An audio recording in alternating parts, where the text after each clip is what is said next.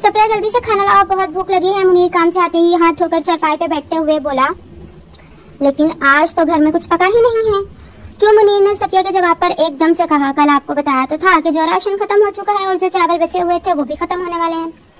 सफिया की बात पर मुनीर की सारी भूख खत्म हो गई। बच्चे कहाँ हैं? उन्होंने भी कुछ खाया नहीं होगा। उसने बेचैनी से बच्चों की तलाश में इधर उधर नजर दौड़ाई। आज जमीला भाभी के घर से खैरात की रोटी आई थी, वो उन्हें खिलाकर मदरसे भेजा है। बच्चों की तरफ से कुछ मुतमईन होकर वो उठकर बाहर जाने लगा। कहाँ जा रहे हैं? राशन का बंदोबस्त करता हूँ। सफिया की बात पर उसने जवाब दिया, भाई करीम तुमसे एक काम था। थोड़ी देर इधर उधर के हाल अहवाल के बाद मुनीर ने हिचकिचाते हुए अपना मदा बयान किया। हाँ हाँ बोल यार। करीम ने उसके कंधे पे हाथ रखकर उसकी हिम्मत बढ़ाई। मुझे कुछ पैसों की जरूरत थी। दरअसल घर में राशन बिल्कुल खत्म हो गया और काम से पैसे मिलने में भी अभी कुछ वक्त है। अगर 2-3 हजार मिल जाएं तो तुम्हारी बड़ी मेहरबानी होगी। मेरे होते हुए तो फिक्र क्यों करता है? ये ले 4000 रुपए। करीम ने हंसते हुए अपने बटुए में पड़े हजार के 4 नोट निकाल कर उसकी तरफ बढ़ाए, जिनको देखकर मुनीर की आंखों में चमक आ गई। यार तेरी बड़ी मेहरबानी, जैसे ही मुझे काम के पैसे मिले मैं तुम्हें ये लौटा दूंगा। पैसे हाथ में आते ही उसके अंदर तवानाई आ गई। ठीक है, जैसे तुम्हारी मर्जी। मुनीर को खुश देखकर करीम भी खुश हुआ, लेकिन फिर भी तुम्हें वही बात कहूंगा। कौन सी बात? नोट जेब में डालते हुए मुनीर ने हैरानगी से उसे देखा। अपने सर से उस ईमानदारी के भूत को उतार कर सिमट बज्जी के माल में थोड़ी हेरफेर करो, फिर देखो कैसे तुम्हारे माली मसाइल हल होते हैं।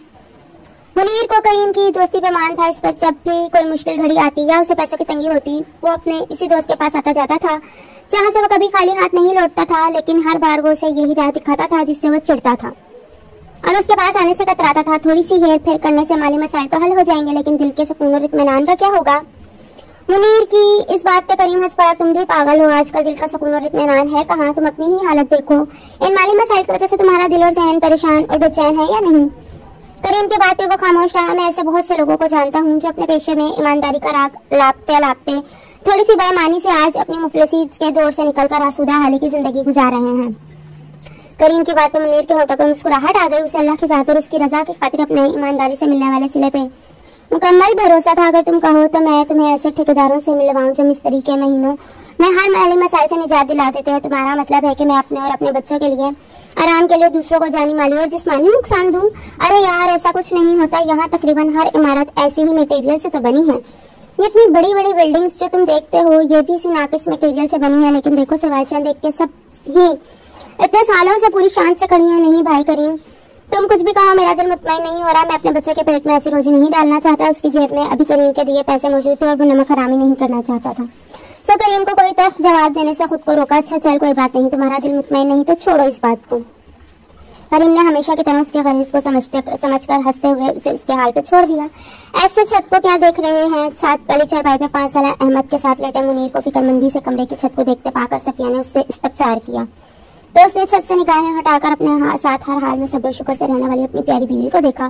देख रहा हूँ कि ये छत इस दफा की बारिश सह नहीं पाएगी, सो कुछ पैसे हो जाएं तो सामान लेकर खुद ही इसकी मुरम्मत कर लूँ। मुनीर की फिक्र पर सफिया हंस पड़ी। अरे इसमें परेशान होने की क्या बात है? अल्लाह की मेहरबानी से ये छत पिछले 6 सालों से इसी हालत में हर मौसम को बर्दाश्त करते हुए हमारे लिए आसरा और साहिबान बनी हुई है।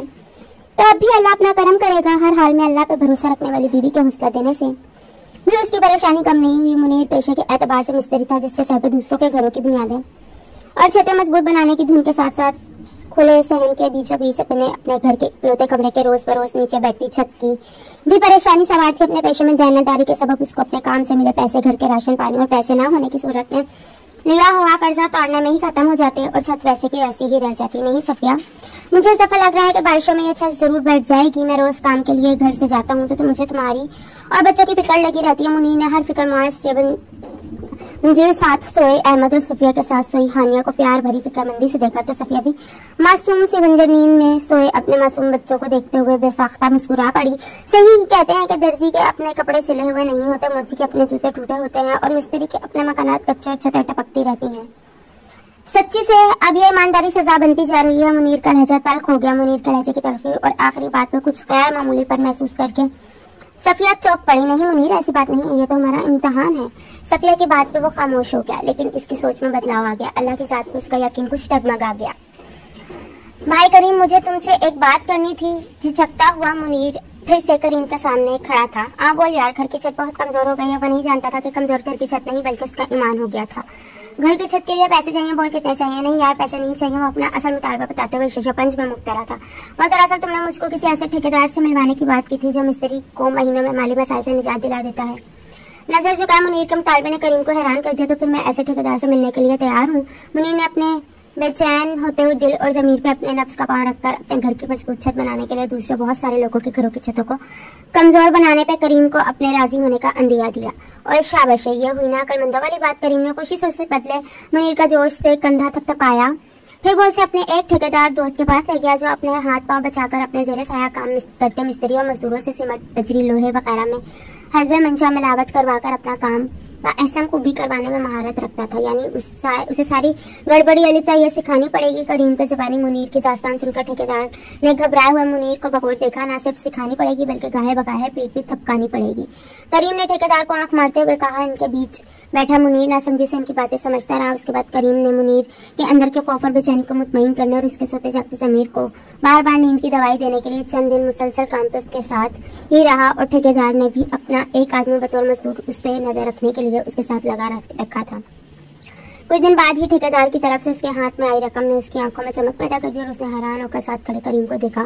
तो करीम ने हंसते हुए इन नोटों को उसके काम के अवज हलाल कमाई कहकर उसकी जेब में डाल दिए। और मुनीर खुशी खुशी छत के साथ साथ पूरे घर की मुरम्मत असरनो करवाने का ख्वाब आंखों में सजाकर घर की तरफ चला। रास्ते में उसने अपनी बीवी और बच्चों के लिए फ्रूट भी लिया। जब वो घर के सामने पहुंचा तो घर के सामने लोगों का जुम गफीर देखकर वो परेशान हो गया। और मुनीर है जल्दी आ। मुनीर को आते देखकर किसी ने हाँक लगाई। वो दौड़ता हुआ अहबास बाख्ता सा लोगों को हटाता घर के अंदर दाखिल हुआ। सामने घर के इकलौते कमरे को जमीन बोझ देखकर उसकी सांस सीने में अटक गई। लेकिन जरा फासले पे ही मोहल्ले की औरतों के साथ सहमे घबराए सफिया और अहमद हानिया को खड़े देखकर उसने इत्मीनान का सांस लिया। पर अंदर से उसे अनजानी से ज़रबे लगने लगी।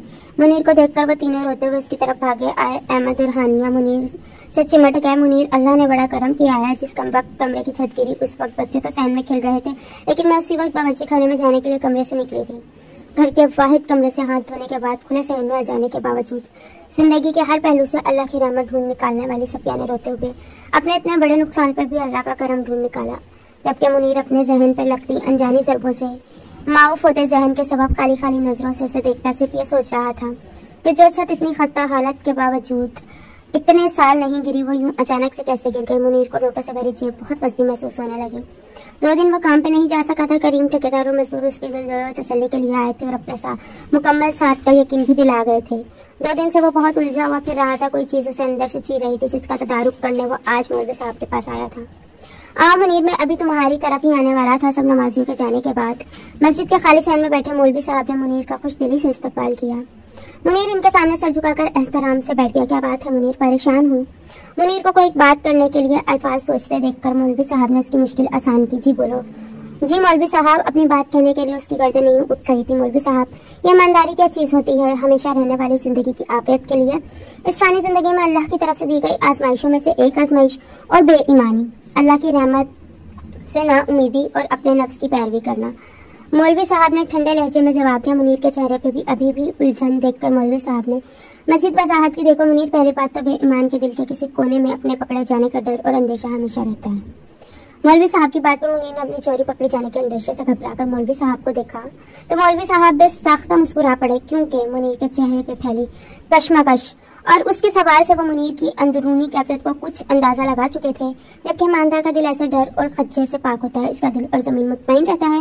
दूसरी बात, बेईमानी का रास्ता ऐसा रास्ता है जो हमें बज़ाहिर पुरकशिश और आसूदा हाली का लगता है, लेकिन दरअसल ये रास्ता कांटों से भरा होता है, जिसके सबब हमारे अंदर बहुत से इखलाकी और समाजी खराबियाँ पैदा हो जाती हैं। ईमानदार की ज़िंदगी तंग और मुश्किलात और मसाइल से भरी होती है, लेकिन कुछ लोग इस ईमानदारी से घबरा भी तो जाते हैं। मुनीर के जहन से गिरा अभी मुकम्मल नहीं खुली थी। हाँ मौलवी साहब पुरसकून लहजे में बोले, ईमानदार लोगों पे अल्लाह की खास मेहरबानी ये भी होती है कि जब वो कभी अपने हालात से आजिज़ आकर आसूदा हाल दिखाई देती बेईमानी की तरफ कदम बढ़ाते हैं तो अल्लाह उन्हें छोटे नुकसान के जरिए बेईमानी का सबब मिले बड़े नुकसान से बचाकर उन्हें अपने रास्ते पे दोबारा आने का मौका देते हैं। मौलवी साहब की बातों के दौरान उसका सर उठा, फिर से झुक गया।